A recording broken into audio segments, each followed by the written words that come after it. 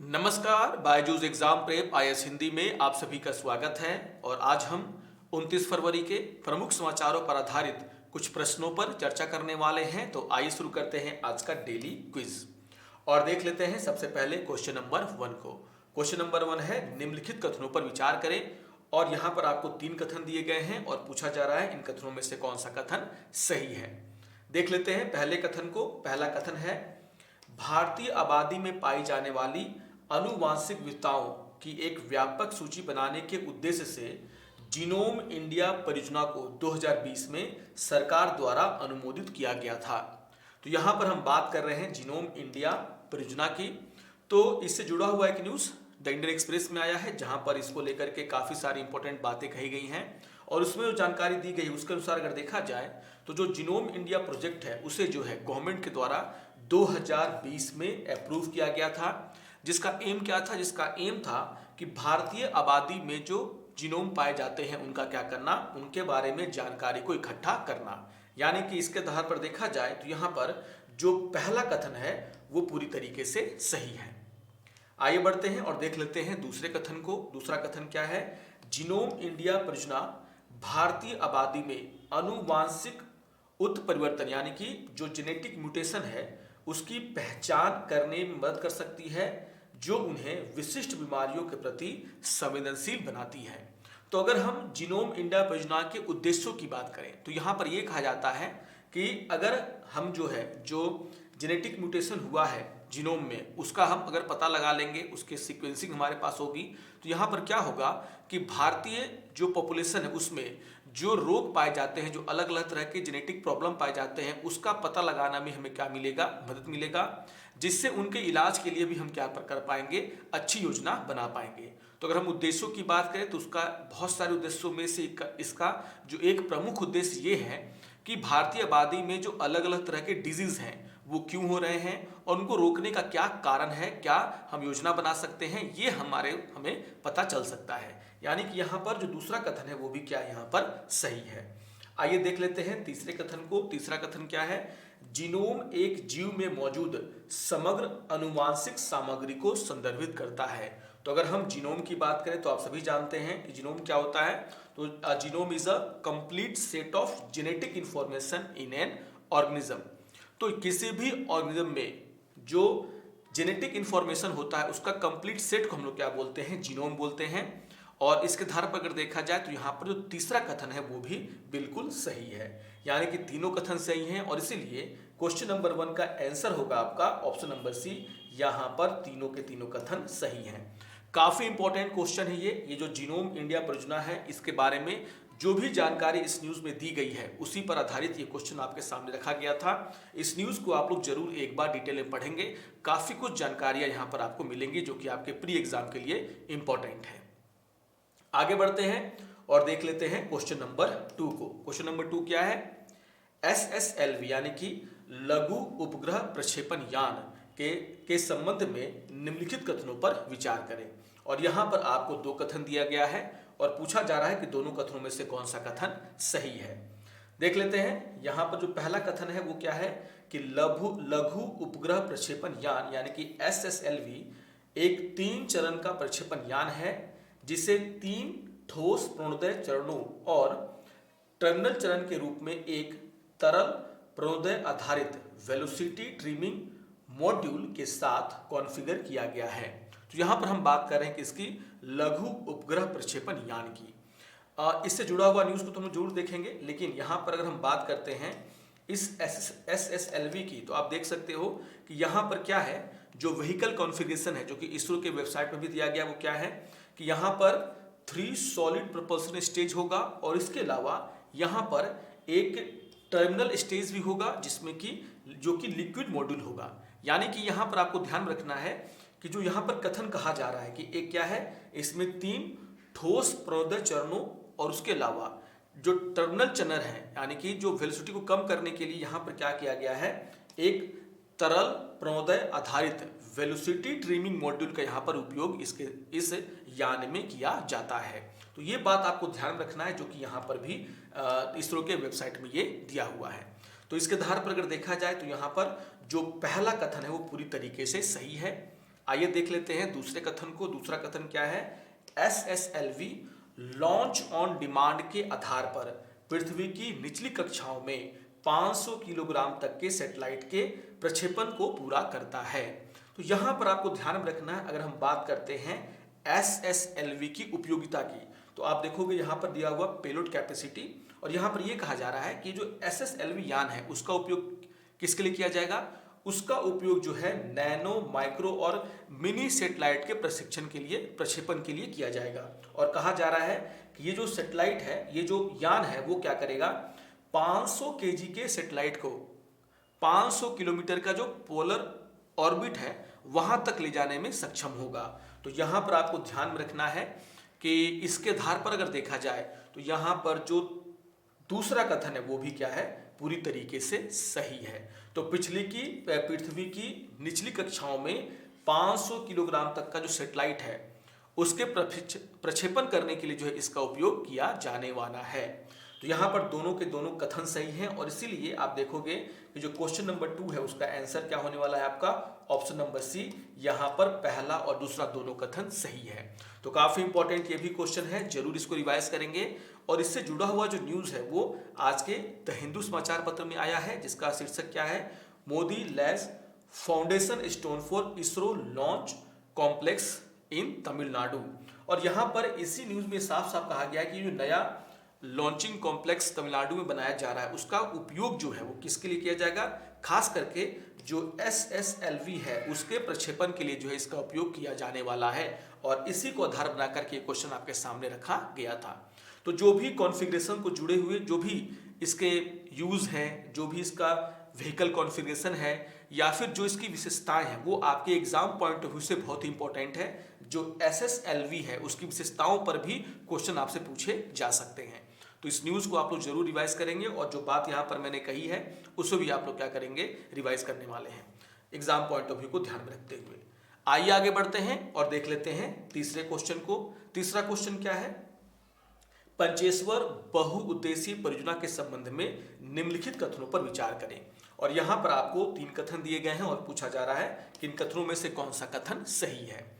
देख लेते हैं पहले कथन को। पहला कथन क्या है? भारत और नेपाल की सीमा पर महाकाली नदी पर पंचेश्वर बांध का निर्माण किया जा रहा है। तो यहां पर आपको ध्यान में रखना है कि जब हम बात करते हैं पंचेश्वर मल्टीपर्पस जो प्रोजेक्ट है उसकी, यानी कि पंचेश्वर बहुउद्देशीय परियोजना की, इससे जुड़े हुए न्यूज को भी हम लोग देखेंगे। यहां पर अगर हम इस प्रोजेक्ट की बात करें तो इसमें भी जानकारी दी गई है। ये पूरा का पूरा जो प्रोजेक्ट है वो भारत और नेपाल की सीमा पर जो महाकाली नदी बहती है, जिसे हम लोग इंडिया में क्या बोलते हैं? शारदा नदी, उस पर जो है इस बांध का निर्माण किया जाने वाला है। तो इसको लेकर के स्टडी वगैरह सारा कुछ चल रहा है, यानी कि जो पहला कथन वो पूरी तरीके से यहाँ पर क्या है? सही है। तो याद रखिएगा महाकाली नदी, जिसको नेपाल में काली नदी और भारत में हम लोग शारदा नदी के नाम से जानते हैं। तो ये बातें, फैक्ट्स आपको ध्यान में रखना है। दूसरा क्या है? इस परियोजना में 6480 मेगावाट ऊर्जा दोनों पक्षों के बीच समान रूप से विभाजित उत्पन्न करने का लक्ष्य रखा गया है। तो आपको ध्यान में रखना है ये जो पूरी की पूरी परियोजना है, जो कि इस न्यूज में भी इसमें अंडरलाइन किया गया है कि हाँ ये परियोजना जो है किस तरीके से काम करेगी। तो याद रखिएगा कि इस परियोजना के बारे में जानकारी दी गई है। ये जो पंचेश्वर मल्टीपर्पस प्रोजेक्ट है उसमें क्या है? 6480 मेगावाट की जो बिजली है उसको उत्पन्न करने का लक्ष्य रखा गया है, और इसमें से आधी बिजली जो है नेपाल को मिलेगी और आधी बिजली जो है भारत क्या करेगा? यहाँ पर उपयोग करेगा। तो आप देखोगे कि टोटल जो बिजली का यहाँ पर उत्पादन है वो क्या होगा? 6480 मेगावाट का यहाँ पर लक्ष्य रखा गया है, जो कि पेपर में भी दिया गया है। यानी कि यहाँ पर जो दूसरा कथन है वो भी क्या है? सही है। आइए देख लेते हैं तीसरे कथन को। तीसरा कथन क्या है? कि यह परियोजना नेपाल में 1,30,000 हेक्टेयर भूमि और भारत में 2,40,000 हेक्टेयर भूमि को सिंचाई सुविधा भी उपलब्ध कराएगी। तो यहाँ पर अगर आप इस न्यूज को पढ़ते हैं तो ये जानकारी पूरी तरीके से यहाँ पर दी गई है कि along with water for irrigation 1,30,000 hectare land in Nepal and 2,40,000 hectare in India territory respectively.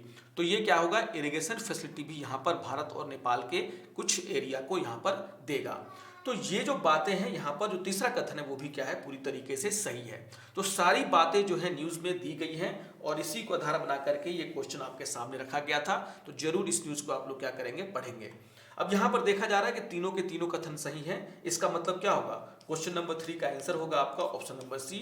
यहाँ पर सभी 3 कथन क्या हैं, सही हैं। तो पंचेश्वर बहुउद्देशीय परियोजना चर्चा का फिर से विषय बना हुआ है। भारत और नेपाल के बीच में अभी जो बैठक हुई है एक्सटर्नल अफेयर्स मिनिस्टर्स की, वहां पर इस परियोजना को लेकर के कोई बात तो नहीं कही गई, लेकिन अपने आप में ये क्या है, चर्चा का विषय यहां पर बन चुका है। तो इस न्यूज को आप लोग जरूर यहां पर देखेंगे। आइए आगे बढ़ते हैं और देख लेते हैं क्वेश्चन नंबर 4 को। क्वेश्चन नंबर 4 क्या है, निम्नलिखित कथनों पर विचार करें। और यहां पर कहा जा रहा है कि 2 कथनों में से कौन सा कथन सही है। देख लेते हैं पहले कथन को। पहला कथन क्या है, कच्छातीव द्वीप भारत और श्रीलंका के बीच पाक जलडमरू मध्य में 285 एकड़ का एक निर्जन स्थान है, जो भारत के रामेश्वरम से लगभग 14 समुद्री मील की दूरी पर स्थित है। अब देखिए, इससे जुड़ा हुआ एक न्यूज आया है आज के द हिंदू समाचार पत्र में, द नैगिंग प्रॉब्लम ऑफ कच्छातीव। तो अगर हम कच्छातीव की बात करें तो यहाँ पर जो पहला कथन वो पूरी तरीके से सही है। जो अगर हम कच्छातीव द्वीप की बात करें तो भारत और श्रीलंका के बीच जो पाक जलडमरू मध्य है, वहीं पर जो है एक छोटा सा द्वीप, जिसकी अगर हम रामेश्वर से दूरी बताएं, दूरी अगर मापें तो वो कितना आता है, 14 समुद्री मील। तो यहाँ पर आपको ध्यान में रखना है कि कच्छातीव द्वीप भारत और श्रीलंका के बीच जो पाक जलडमरू मध्य है वहां पर स्थित है और काफी नजदीक है वो, कहां से, रामेश्वरम से। काफी सारा जो है आपने इसके बारे में न्यूज पढ़ा होगा और मैप भी आपने देखा होगा। तो यहाँ पर जो पहला कथन है वो पूरी तरीके से यहाँ पर क्या है, सही है। आइए देख लेते हैं दूसरे कथन को। दूसरा कथन क्या है, वर्ष 1974 में तत्कालीन प्रधानमंत्रियों यानी कि इंदिरा गांधी और श्रीमान आर.डी. भंडारनायके ने एक समझौते पर हस्ताक्षर किए, जिससे कच्छातीव को श्रीलंका क्षेत्र के हिस्से के रूप में मान्यता दी गई। तो आप सभी जानते हैं कि आजादी के बाद जो कच्छातीव है वो भारत का हिस्सा था, लेकिन इस पर डिस्प्यूट चल रहा था। और इस डिस्प्यूट का अंत कब हुआ, जब 1974 में भारत और श्रीलंका के बीच में एक समझौता हुआ और इस समझौते में जो है कच्छातीव द्वीप को किसको सौंप दिया गया, श्रीलंका को सौंप दिया गया। और याद रखिएगा उस समय भारत के प्रधानमंत्री थी इंदिरा गांधी और श्रीलंका के जो राष्ट्राध्यक्ष थे वो कौन थे, श्रीमान आर.डी. भंडारनायके। तो यहाँ पर दूसरा कथन भी सही है और इसीलिए क्वेश्चन नंबर 4 का आंसर होगा आपका ऑप्शन नंबर सी। यहाँ पर दोनों के दोनों कथन सही हैं। तो काफी इंपॉर्टेंट क्वेश्चन है ये, जरूर इसको रिवाइज करेंगे। आईआर का बहुत ही इंपॉर्टेंट टॉपिक है और इस न्यूज को भी आप लोग जरूर देखेंगे, काफी इंपॉर्टेंट ये एडिटोरियल के रूप में आया है। आइए आगे बढ़ते हैं और देख लेते हैं एक प्रीवियस ईयर क्वेश्चन को, जो कि 2022 से पूछा गया। क्वेश्चन क्या है, निम्नलिखित में से कौन सी लोकसभा की अनन्य शक्ति है। मतलब सिर्फ और सिर्फ इसमें जो है सिर्फ लोकसभा के पास ही शक्ति है, अनन्य शक्ति। यहाँ पर जो है पहला क्या है, आपात की उद्घोषणा का अनुसमर्थन करना। तो आप सभी जानते हैं कि जब नेशनल इमरजेंसी की उद्घोषणा होती है तो उसके लिए अनुसमर्थन लोकसभा के साथ साथ राज्यसभा को करना पड़ता है, यानी कि संसद के अनुसमर्थन की बात कही जाती है। सिर्फ लोकसभा में अनुसमर्थन से जो है देश में नेशनल इमरजेंसी नहीं लगाई जा सकती। तो ये तो होगा नहीं। दूसरा क्या है, मंत्रिपरिषद के विरुद्ध अविश्वास प्रस्ताव पारित करना। बिल्कुल आप सभी जानते होंगे कि जो अविश्वास प्रस्ताव है वो सिर्फ और सिर्फ लोकसभा में ही लाया जा सकता है, यानी कि ये उसकी क्या है, अनन्य शक्ति है। तीसरा क्या है, भारत के राष्ट्रपति पर महाभियोग चलाना। आप सभी जानते होंगे कि महाभियोग चलाने की महाभियोग का जो प्रोसेस, उसमें लोकसभा और राज्यसभा दोनों के पास क्या है, इक्वल पावर है। यानी कि तीसरा भी जो है वो सिर्फ लोकसभा की अनन्य शक्ति नहीं है। तो यहाँ पर आप सेकेंड देखेंगे तो यहाँ पर ए भी गया, सी भी गया, डी भी, यानी कि ऑप्शन क्या निकल के आया, ऑप्शन नंबर बी। तो इस तरह के काफी सारे इंपॉर्टेंट क्वेश्चन पॉलिटी में पूछे जाते रहे, जरूर इसको आप लोग रिवाइज करके जाएंगे। अब आइए आगे बढ़ते हैं और देख लेते हैं आज के तथ्य को। और आज का तथ्य है राष्ट्रीय दुर्लभ रोग नीति। इससे जुड़ा हुआ जो न्यूज है वो जो है द इंडियन एक्सप्रेस में आया है, India's fight against rare disease. और यहाँ पर आपको ध्यान रखना है, जब हम बात करते हैं रेयर डिजीज की, तो इसको लेकर के जो according to World Health Organization यानी कि WHO है, उसके अनुसार जो है रेयर डिजीज को क्यों कहते हैं, क्योंकि अगर आप देखो 1000 पॉपुलेशन पर एक या उससे कम लोगों को ये डिजीज होती हैं, इसलिए इसको नाम क्या दिया गया, रेयर डिजीज। यहाँ पर यह कहा जा रहा है कि barely 5% of over 7,000 known disease worldwide are treatable। तो 7,000 के करीब क्या है नोन पूरी दुनिया में रेयर डिजीज हैं के प्रकार हैं, जिसमें से 5% जो है वो क्या है ट्रीटेबल है, बाकी ट्रीटेबल नहीं है, उनका उपचार नहीं किया जा सकता। आप देखोगे अगर हम भारत की बात करें रेयर डिजीज इंडिया, तो इसी न्यूज में काफी इंपॉर्टेंट जानकारियां दी गई हैं। जैसे यहां पर यह कहा जा रहा है कि India account for the 1/3 of the global rare disease. तो जितने दुनिया में रेयर डिजीज पाए जाते हैं उसका 1/3 हिस्सा जो है भारत में पाया जाता है, यानी कि 450 के करीब जो है भारत में रेयर डिजीज पाए जाते हैं अलग अलग प्रकार के।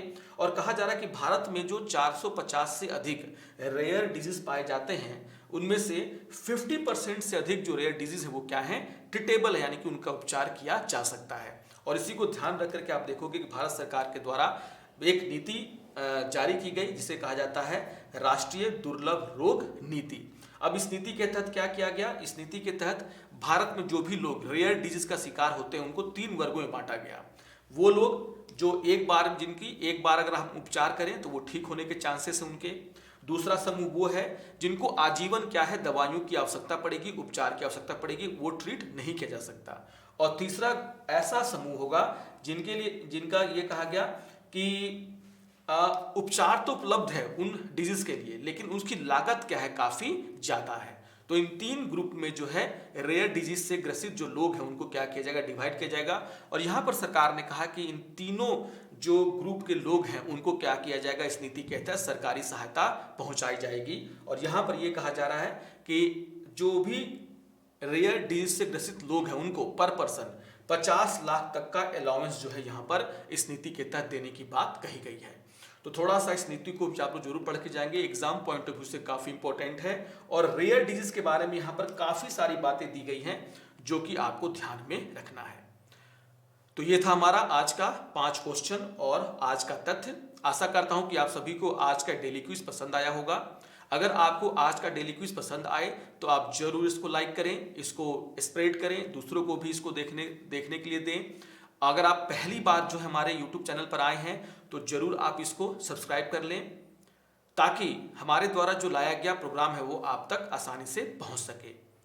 तो मिलते हैं अगले सत्र में कुछ और नए क्वेश्चंस के साथ, तब तक के लिए नमस्कार और